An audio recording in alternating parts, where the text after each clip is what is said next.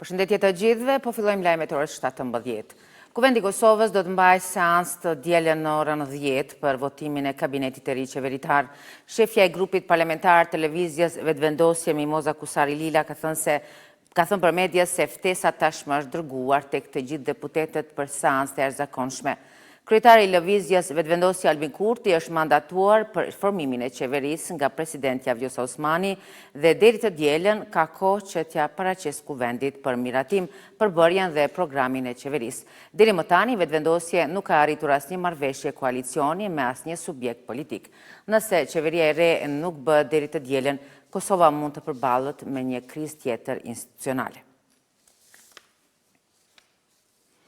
E mungesa e institucioneve funksionale në Kosovë po shihet në Bruksel si pengesë për rrugtimin e vendit drejt strukturave evropiane dhe rrjedhimisht edhe për mundësinë e vazhdimit të procesit të heqjes së masave.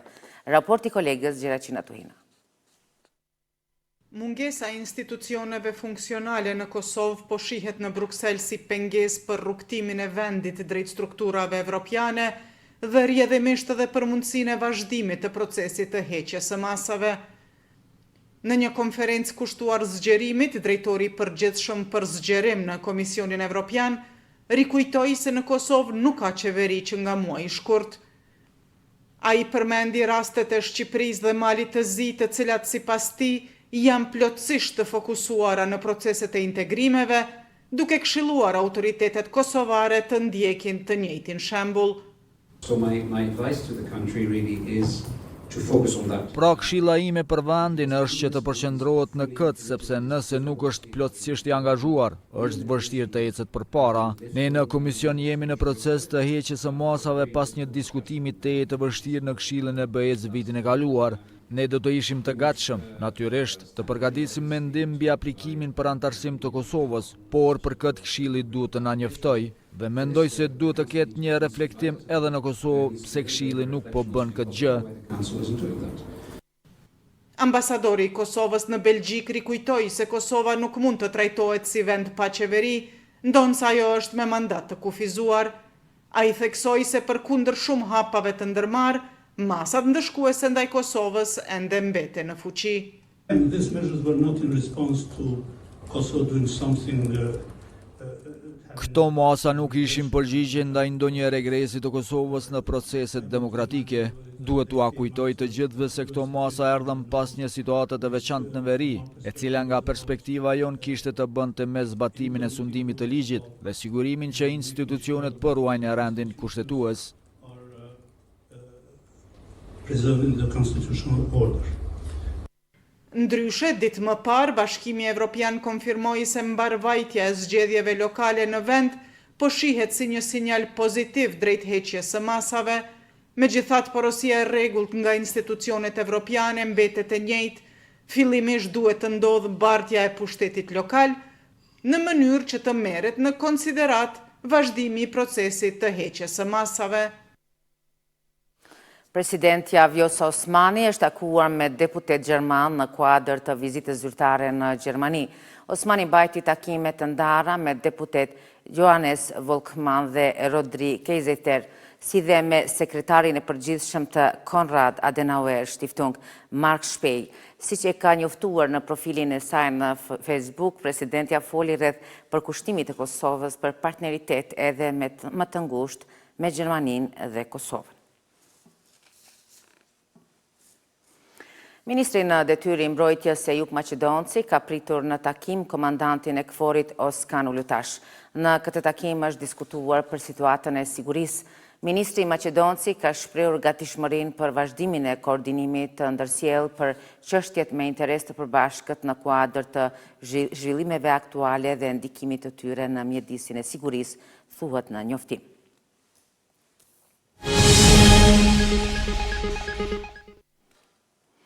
Ish komandanti i NATO-s, generali Wesley Clark, është konfirmuar si dëshmitari i mbrojtjes së ish presidentit të Kosovës, Hashim Thaçi. Generali amerikan, i cili udhëhoqi fushatën 78 ditëshe të bombardimeve kundër Thaçeve të ish Jugosllavisë, është konfirmuar zyrtarisht se do të jetë dëshmitar. Në dokumentin e publikuar, mbrojtja thekson se Clark ka marrë miratimin e qeverisë së Shteteve të Bashkuara të Amerikës për të dëshmuar në Hag. Sipas dokumenteve zyrtare, mbrojtja e Thaqit ka kërkuar që dëshmia e generalit amerikan të fillojë më 19 nëntor. Ndërkohë shtyrë seanca ndaj dy ish policëve serb, Zoran Kostić dhe Dragan Milović, të akuzuar për krime lufte. Ky vendim u mor pas kërkesës së mbrojtjes, e cila u ankua se ka pranuar me vonesë dëshminë e përkthyer të dëshmitarit të prokurorisë. Dështoi seanca gjyqësore ndaj të akuzuarve për krime lufte Zoran Kostić dhe Dragan Milović, pasi pala mbrojtëse kërkoi shtyrjen e saj, duke arsyetuar se përkthimin në serbisht i deklaratës së dëshmitarit të prokurorisë e ka pranuar me vonesë. Kërkesa e prokurores së rastit, Florie Shabani, që dëgjimi i dëshmitarit Naim Haliti të bëhet për të mos vonuar procesin gjyqësor, u kundërshtua nga mbrojtja e të akuzuarve. Unë i kam bërë një hap për prokurorin? Një herë. Një herë, po? Neću to raditi drugi put. Nuk do ta bëj 2 herë këtë hap. I neću više nikada raditi. Dhe asnjëherë nuk do ta bëj këtë hap. Atëherë zbetet data 24 në orën 13:15 minuta. Sipas aktakuzës, Zoran Kostić dhe Dragan Milović ngarkohen se në cilësinë e pjesëtarëve të policisë serbe, në bashkëkryerje me pjesëtarë të tjerë të policisë, ushtrisë dhe forcave paramilitare serbe, kanë kryer krime lufte kundër popullatës civile gjatë luftës në Kosovë. Bazuar në dosjen e prokurorisë, akuzuari Zoran Kostić ka qenë komandant i një formacioni paramilitar, duke udhëhequr grupin drejt veprimeve njerëzore, vrasje, dëbim dhe plaçkitje. Mbi të akuzuarin bie përgjegjësia masakrës në familjen Ujkani, ku viktimat janë vrarë e janë ndjegur nëpër shtëpitë e tyre.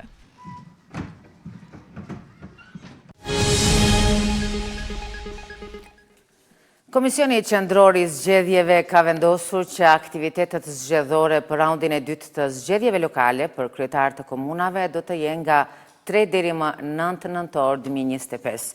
Fushata zyrtarisht do të jetë 7 ditë, konfirmoi KQZ në mbledhjen e sotme. Sa u përket votuesve me nevojat e veçanta, u theksua se do të rikonfirmohen listat dhe për ata që nuk janë të regjistruar, ndërsa u tha se regjistrimi i tyre do të ndodhë me ndihmën e ekipeve mobile të KQZ-s. Por votimin i jashtë vendit u deklarua se nuk do të kenë mundësi shtesë për regjistrimet të reja.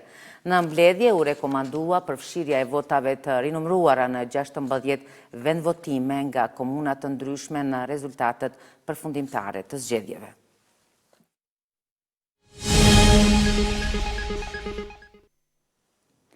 Një delegacion shqiptarëve të luginës së Preshevës, i udhëhequr nga deputeti Shaib Kamberi gjatë vizitës në Shtetet e Bashkuara, zhvilloi një takim me kongresistin Keith Self në Dallas, ku ngriti shqetësimet për gjendjen e shqiptarëve në Preshev, Bujanoc dhe Medvegjë. Kamberi theksoi diskriminimin sistematik, militarizmin e zonës dhe pasivizmin e adresave, duke kërkuar angazhim të madh të SHBA-s në mbrojtjen e të drejtave të shqiptarëve dhe zbatimin e standardeve të barabarta si për serbët në Kosovë.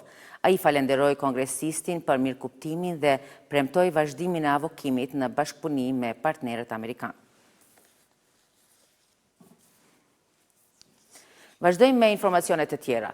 Drejtoria e përgjithshme e akreditimit të Kosovës është anëtarësuar në organizatën ndërkombëtare të akreditimit gjatë takimit vjetor në Bangkok të Tajlandës.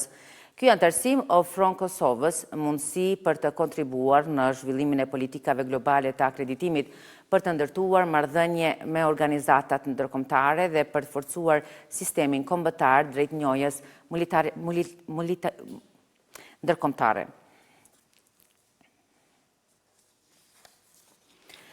Njësitë anti-kontraband të doganës së Kosovës gjatë një kontrolli në ambientet e një barnatoreje kanë zbuluar një hapësirë të improvizuar bunker ku janë gjetur dhe sekuestruar 468 pako barnash që nuk kishin asnjë dokumentacion të origjinës apo të importit ligjor dhe dyshohet se janë futur në vend përmes kanaleve të jashtëligjshme duke shmangur kontrollet doganore dhe standardet e sigurisë farmaceutike. Dogana e Kosovës thotë se ka iniciuar procedurat përkatëse hetimore dhe rasti është duke u trajtuar në bashkëpunim me institucionet kompetente.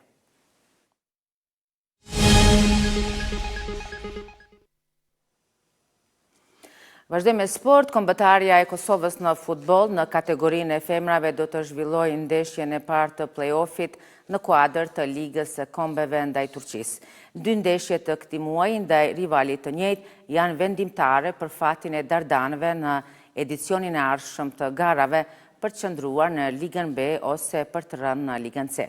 Ndeshja Kosovë-Turqi zhvillohet në stadiumin Fadil Vokri në Prishtinë me fillim nga ora 17 derisa transmetohet drejt për drejt në RTK.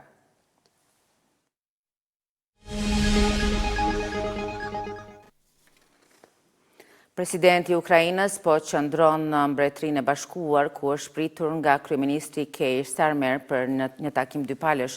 Starmer ka theksuar se Britania e Madhe mbetet aleati dhe mbështetësi më i afërt i Ukrainës, ndërsa presidenti Zelenski e ka falenderuar për krajen e palekundur që Londra i ka dhënë vendit të tij. Kryeministri i Mbretërisë së Bashkuar, Keir Starmer, ka pritur në rezidencën e tij zyrtare presidentin e Ukrainës, Volodymyr Zelensky, ku ka deklaruar se Britania e Madhe mbetet aleati dhe mbështetësi më i afërt i Ukrainës. The challenge of Russian aggression, and whilst you have signalled the path. Ka ende shumë për të bërë në drejtim të forcimit të kapaciteteve të Kievit për armë me rreze të gjatë veprimi, ka theksuar Starmer, duke shtuar se këtë çështje do ta parashtroj edhe para liderëve evropian gjatë bisedimeve të ashtu quajturit koalicion i vullnetarëve.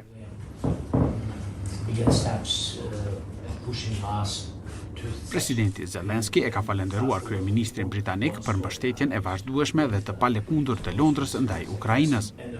Ai ka akuzuar presidentin rus Vladimir Putin se po e shtyn vendin e tij drejt një katastrofe humanitare, duke theksuar se Moskës i mungon vullneti për t'i dhënë fund luftës.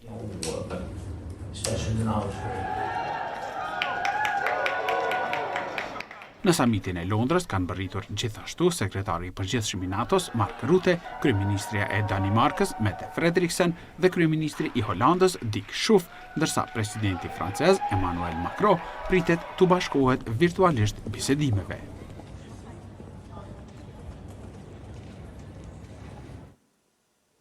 Do qit lajmet në RTK, faleminderit për vëmendjen tuaj, mirupafshim.